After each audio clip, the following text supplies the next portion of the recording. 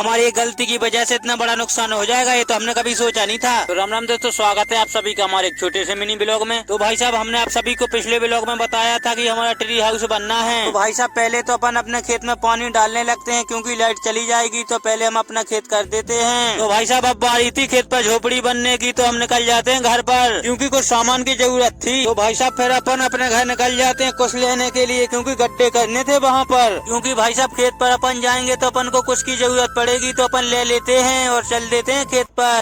तो भाई साहब, अब बारी थी की जगह देखने की कि कहाँ पर बनाए अपनी झोपड़ी, तो यहीं पर बनाने लगते हैं, हम गड्ढा करने लगते हैं। तो भाई साहब, हमारे गड्ढा तो हो चुके थे पर अब बाकी थी हमारी थुनिया लगने की, तो उसमें हम काटने लगते हैं क्योंकि हमारी एक थुनिया फिट नहीं बैठ रही थी। तो भाई साहब, थोड़ी देर में हमारे एक मित्र का कॉल आ जाता है, तो हमारे एजेंट में मलहरा जाना था, तो हम वहाँ काम छोड़कर चल देते हैं। तो भाई साहब, हमारे बीरू राजपूत हमारे दोस्त आए हुए थे साइड पे से, तो वो बोलते हैं कटिंग करवानी है तो चलते हैं मलहरा। तो भाई साहब, हम दोनों निकल जाते हैं बड़ा मलहरा के लिए। तो भाई साहब, चले जा रहे थे हम लोग सुंदर नजारा देखते हुए रास्ते का। भाई साहब, थोड़ी देर में हम लोग पहुंच जाते हैं विशाल भाई की दुकान पर, तो हमारे वीरपाल भाई कटिंग करवाने लगते हैं। और भाई साहब, हमारी तो दाढ़ी सेट होनी है, तो मैंने सोचा कि मैं भी करवा लूं अपनी। और इन भाई साहब की तो अभी कटिंग हुई नहीं थी, तो जैसी में हंसी मजाक करने लगते हैं। तो भाई साहब, अपनी थोड़ी देर में कटिंग हो जाती है, तो फिर भाई साहब अपन बड़ा मलहरा से रवाना होते हैं अपने घर के लिए क्योंकि हमारा काम लगा है खेत पर, वहाँ पर भी हमको जाना है। अभी मैंने आप सभी को बताया था कि खेत पर झोपड़ी बननी है हमारी, तो भाई साहब आधा काम अभी कंप्लीट हुआ है और आधा होना है अभी, तो कल बताएंगे अगले ब्लॉग में। तो गाइस, जब तक के लिए जय सिया राम, जय महाकाल, और मिलते हैं अगले ब्लॉग में। फॉलो जरूर कर लें अगला ब्लॉग देखने के लिए।